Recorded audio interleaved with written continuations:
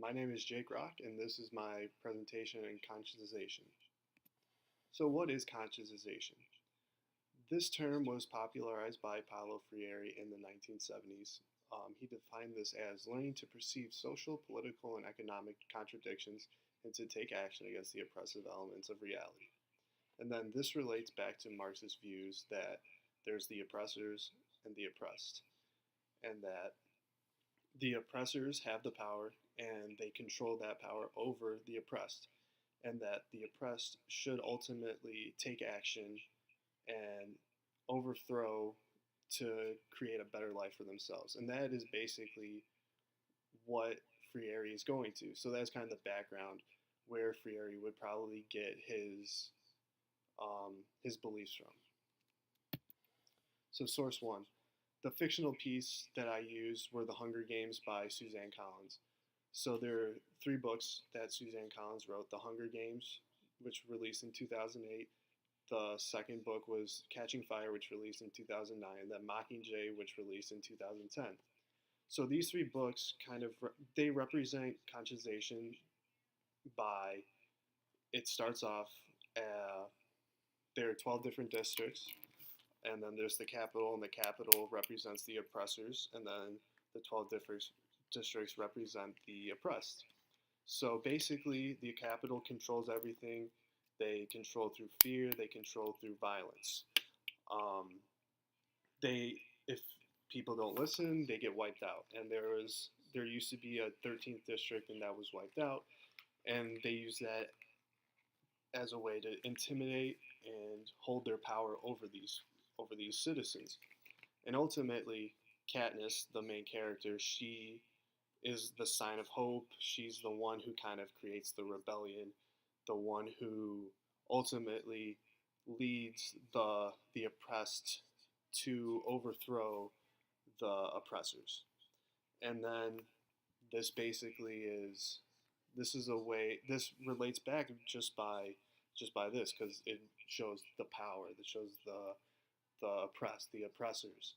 So obviously with Freire, his is more South America, Latin America type things, but this shows it just in a fictional context. And then source two.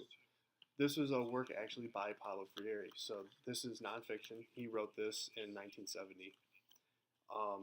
He said that leaders who do not act dialogically but insist on imposing their decisions do not organize the people. They manipulate them. They do not liberate, nor are they liberated. They oppress. So basically, this gets down to the thing where there's the oppressors and the oppressed. And the people in control, they oppress them. And that if, the people who are in charge, if they're not doing what they're supposed to do to make things better for everyone, they're ultimately oppressing people. And that is what drives his conversation, that when you're oppressed, you should do something in order to change the circumstances for yourself. Then source three. This is a 2017 book. It's called Why Don't the Poor Rise Up? This is by Ajamu Nangwea and Michael Trusello. So basically, this is a book, and Nangwea, he's a doctor. He studies this. He has very good credibility to write a book about this. So what this book contains is essays and ideas about why are the oppressed scared to rise up. And so one of the stories was from a South African activist. His name's Steve Biko, and he was quoted saying, "The most potent weapon in the hands of the oppressor is the mind of the oppressed." So this means that the oppressed aren't even in control of themselves. That the oppressors, they almost brainwash them in a sense that they control their mind, and they just have full control. And this allows them to keep the power. This allows them to do as they please. And it's because they just, having control of the mind is such a powerful thing. And this is what allows them to continuously do what they do. They can be violent. They can mistreat them. People live in poverty, and they won't even go up against the people who are in charge to get some change for that. And then Source 4, this is also this is the same author of the book, the Jamu Ningwaya. This is a 2013 article by him, and it's called The Importance of Education and Conscientization. So the first thing that I took out of this article, it is give people the light and they will find a way. So basically, if you give them something to build on. So in this article is referencing to education. So you give them some type of education about something, just so they can kind of see, so they can become aware.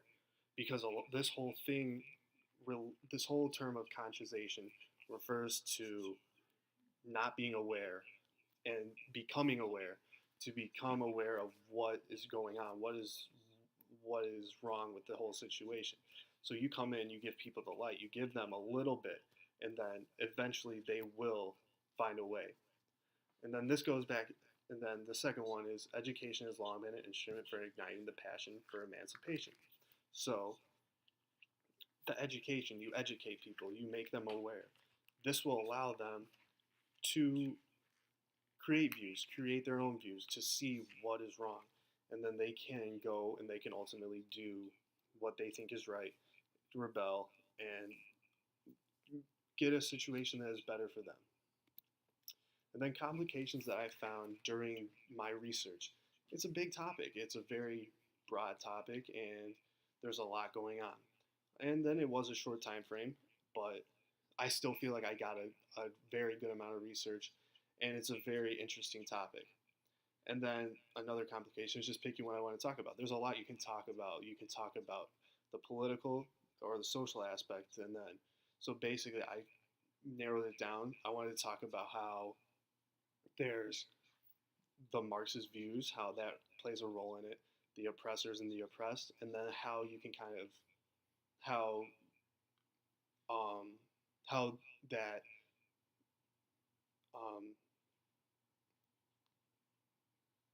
education and the power of the mind is kind of what drives the the revival for the rebellion, and this allows people to ultimately kind of switch away from being oppressed to becoming and taking their initiative to better their lives. So, and then the next steps, obviously, I wasn't able to read the whole books and everything. I found excerpts that represented what I was looking for. So continue to read and research, and then inform others of my research, and then, I mean, who knows? Maybe I go to other countries. Maybe of I'm a seed of light for people to eventually see the possibilities of what is going on, and liberating themselves. And so that's the conclusion of my presentation. Thank you for watching, and obviously just email me any questions, and thank you.